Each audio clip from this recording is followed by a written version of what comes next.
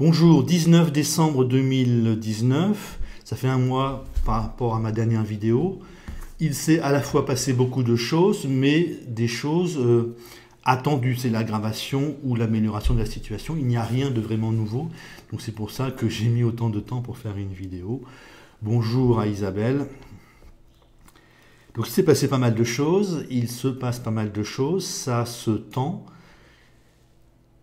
Mais je n'avais pas très envie de faire une vidéo parce que finalement rien de nouveau et je suis assez pessimiste en fait maintenant.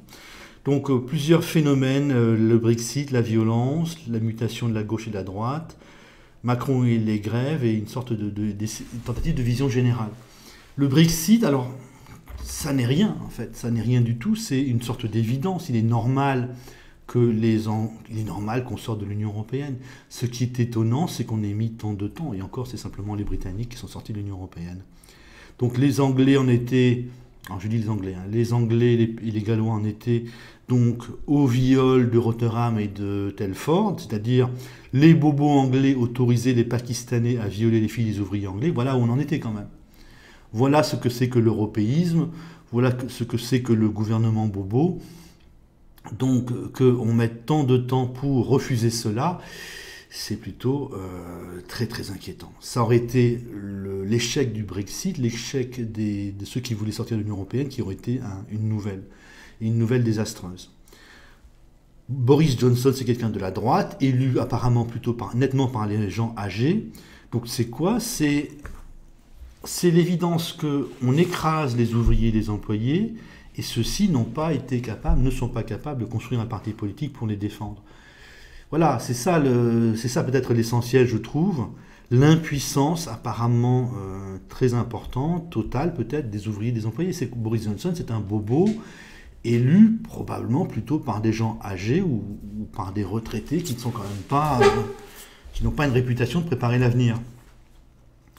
Donc peut-être que Boris Johnson, c'est l'étape 2 de la domination des bobos. La première étape, c'est les bobos qui se déchaînent sans réfléchir. Ça va tellement loin que ça se voit, que ça n'est plus tenable. Et on vote pour un nouveau bobo qui va continuer à peu près la même politique, à peu près, mais de façon moins violente, et peut-être en écrasant les ouvriers et les employés de façon plus intelligente, ou en leur donnant simplement le minimum pour qu'ils ne se révoltent pas. Voilà, c'est peut-être simplement ça le Brexit, le minimum du minimum.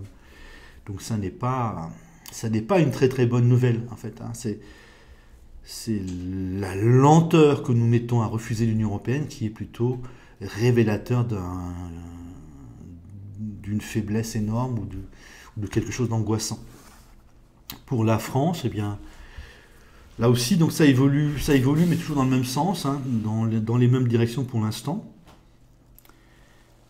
La violence qui augmente un petit peu, la violence des délinquants. On a eu des guet-apens maintenant de policiers en voiture. On a eu plusieurs policiers qui se sont fait poursuivre en voiture et qui se sont réfugiés dans un commissariat. C'est nouveau, on en a déjà eu, mais une fois de temps en temps. Là, on en a eu plusieurs en quelques jours. Bon, une nouvelle forme de violence à l'égard des policiers. Vous avez la gauche, elle aussi, qui semble monter en violence à l'égard des policiers. Des policiers ont reçu des menaces de représailles pour leur famille, dans leur boîte aux lettres, et quelquefois ça a été déposé manuellement. Donc les gens sont venus déposer ça eux-mêmes. Certains disent que c'est un complot. Non, le pouvoir politique n'a pas intérêt à déstabiliser encore plus les policiers. Donc on a une gauche qui semble monter en violence à l'égard des policiers. Ce qui ne me paraît pas normal, puisque la gauche, normalement, c'est les jeunes qui soutiennent le système en faisant semblant de porter quelque chose.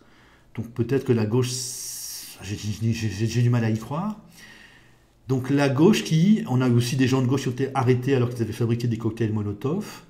Est-ce que la gauche va vraiment bouger contre les policiers? Non, la gauche, le symbole de la gauche, c'est ces Black Blocs qui sont protégés par les policiers lors des manifestations des Gilets jaunes, qui cassent des choses pour que la télévision, donc les bobos, puissent montrer que les Gilets jaunes sont des gens violents et essayer de décrédibiliser le mouvement des Gilets jaunes. C'est ça la gauche aujourd'hui, ou la gauche de jeunes. Donc là, peut-être que la gauche perd la tête, mais donc on a l'impression que la gauche commence à monter en violence à l'égard de la police. C'est étonnant. Bon, c'est à regarder. c'est à regarder, je ne sais pas comment cela va évoluer. La gauche et la droite ont bougé encore. La droite vient d'expulser Éric Tréguier, c'était quelqu'un qui était partisan d'une alliance avec le Rassemblement National ou Marion Maréchal. Ça signifie que la droite accepte l'alliance avec le En Marche, en fait. Donc ça semble être à peu près terminé. La droite semble renoncer à porter quelque chose. La gauche aussi bouge beaucoup. Mélenchon, donc je vous avais dit lors de la dernière vidéo, il y a un mois seulement, sur la manifestation pro-islamophobe, qui amène à plus de rejet de l'islam, il ne manquait plus à la gauche que de manifester avec la Ligue de défense noire africaine pour aller jusqu'au bout d'elle-même. Elle n'a pas manifesté avec la Ligue de défense noire africaine, mais avec les indigénistes, donc ça revient au même, avec des Noirs et des Maghrébins racistes. Plus Mélenchon qui nous fait de l'antisémitisme, bon, on rigole beaucoup, enfin on rigole beaucoup. On rigole beaucoup si on a de l'humour noir. Donc voilà, je vous l'avais dit, c'est du fondamental. La gauche, c'est simplement des bobos bretons qui appellent les Noirs et les Maghrébins à haïr les Blancs et tout ce qui n'est pas noir et maghrébin. Donc ça va jusqu'aux Juifs. Aux Asiatiques, j'en avais déjà parlé. Donc c'est du fondamental, il n'y a rien d'étonnant. Pour ça, je n'ai pas fait de vidéo là-dessus. Mais la seule chose qui est étonnante, finalement, c'est que ce soit porté par Mélenchon, un monsieur de 68 ans. Je vous avais dit, c'est plutôt les jeunes de gauche qui vont évoluer comme cela. Eh bien non, même les vieux de gauche évoluent comme cela. Alors, Mélenchon n'a plus aucune importance, mais c'est quand même un type méprisable. Encore plus que ce que l'on pouvait croire. Si vous me dites que Mélenchon n'a pas critiqué les Juifs, mais a critiqué le CRIF, je supprime le commentaire. Je ne vais pas m'étendre sur le pourquoi, mais non, c'est de l'antisémitisme pur et simple. C'est normal, c'est la gauche, c'est normal. La gauche, c'est la haine, c'est des Blancs qui appellent les Noirs et les Maghrébins, et hier, finalement, les Juifs, à haïr les Blancs d'origine européenne. Maintenant que les Maghrébins passent à l'antisémitisme, la gauche les suit et passe à l'antisémitisme aussi. Alors la seule leçon que vous devez retenir de ça, vous les Noirs et les Maghrébins, c'est que la gauche va vous lâcher aussi un jour. Là, la gauche abandonne officiellement les Juifs. Demain, dans 5 ans, 10 ans, 15 ans, 20 ans, la gauche va abandonner aussi officiellement les Noirs et les Maghrébins. Voilà, il faut penser à ça. Je n'ai je n'ai lu personne penser à ça, anticiper cela. Donc en fait, ça accélère encore l'effondrement de la gauche. Je pense qu'il y aura une division maintenant entre cette gauche qui fait du racisme anti-blanc, la gauche qui appelle les femmes à haïr les hommes, le Parti socialiste, la gauche molle, pourrait-on dire, les écologistes, une autre forme de gauche qui va appeler les pauvres à se serrer la ceinture de plus en plus pour sauver la planète. Et vous avez donc le camp Macron, là c'est les gens aisés qui appellent les pauvres à vivre dans la misère pour que les gens aisés aient encore plus d'argent. Donc toute cette mentalité-là... c'est une mentalité, c'est les bobos de ces régions-là qui proposent l'amour de l'Allemagne, l'amour de la finance, donc l'amour des riches, et la haine. La haine soit des Français d'origine européenne et des Noirs et des Maghrébins qui ont choisi la France, soit des Français pauvres. Pour le camp Macron, donc on est en pleine période de grève, là on a, on pourrait dire quasiment une deuxième vague de gilets jaunes, mutilation encore une fois, qui sont plus scandaleuses encore que les premières mutilations, parce qu'il n'y a pas eu de violence, je crois. Il n'y avait pas eu de violence de la part des grévistes, que les grévistes, les manifestants, manifestaient pour des intérêts corporatistes et non pas pour renverser le système. Donc c'est encore plus scandaleux, c'est-à-dire que quand vous manifestez, que vous dérangez Macron, il vous mutile. Que vous soyez vous-même violent ou pas violent, que vous ayez un projet de société, que vous souhaitiez renverser le système ou pas, donc il vous mutile, c'est absolument hallucinant. Mais ça prend, ces manifestations, ces grèves prennent, alors qu'elles auraient pu être impopulaires, puisque c'est des salariés du public, je crois, on peut dire ça comme ça, qui défendent leurs régimes spéciaux. Et ces grèves sont assez populaires, alors qu'elles dérangent énormément dans la région parisienne, elles dérangent les gens qui se déplacent. C'est une deuxième vague de gilets jaunes, c'est une deuxième vague de protestations, vous en aurez d'autres. Soit Macron va démissionner à l'issue de celle-ci, ce qui est peu probable. Vous en aurez une troisième dans un certain temps. Là aussi, je l'avais dit, dans 6 mois, 1 an, après la première vague de gilets jaunes, vous en aurez une deuxième. On y est, ce ne sont pas vraiment des gilets jaunes, c'est plutôt une manifestation CGT, syndicat habituel, mais les gens râlent, les gens s'accrochent là-dessus pour râler, pour protester, et le pouvoir semble un peu débordé. On a une impression d'incompétence totale du camp Macron, la réforme semble mal faite, ils ne savent pas faire semblant ils ne savent pas l'expliquer en faisant semblant qu'elle est bien faite. La personne qui a été choisie pour la faire, Delevoye, a plein, alors je veux dire, de casseroles au cul. Ils l'ont soutenu, ils le soutiennent tous jusqu'au Premier ministre, des ministres au Premier ministre, ils le soutiennent, et puis 1 ou 2 jours après leur soutien, Delevoye démissionne. Donc que Delevoye démissionne, là c'est assez étonnant, Macron recule. Donc c'est encore un recul pour Macron, c'est encore quoi? On ne peut pas appauvrir les gens en France. Ils râlent, ils descendent dans la rue et ils vont râler de plus en plus. Donc on est vraiment, j'ai l'impression, dans l'écrasement des Français pauvres, ou une tentative d'écrasement des Français pauvres.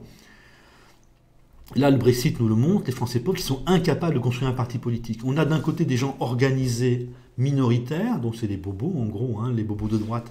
C'est les bobos de gauche, les bobos de gauche et du centre, qui ont vraiment un projet dans la tête, c'est tout ce qui est gauchiste, centriste, écologiste, Allemagne, finance, haine des pauvres, présenté de façon différente, obsession de l'immigration, vénération de cette immigration particulière, hein, on la laisse être une délinquante raciste et musulmane.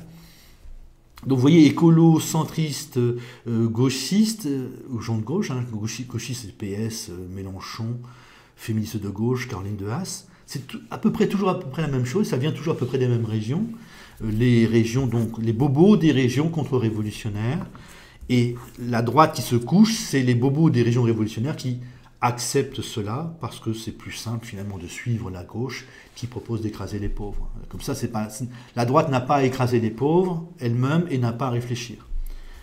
Et donc vous avez ces bobos des régions contre-révolutionnaires, ces bobos de gauche et du centre qui avancent comme des fous pour écraser, entre autres, surtout plutôt pour écraser les Français pauvres, les Français faibles sur le marché du travail, qui eux sont incapables de s'organiser en parti politique, mais qui ont, grâce à cette mentalité d'égalité de liberté ou d'égalité, qui ont la capacité de refuser, de râler en tout cas, de râler fortement, de descendre dans la rue et d'aller très loin dans leur refus. Et on est parti, semble-t-il, pour 2 forces très différentes qui vont entrer en conflit ultra-violent, à mon avis.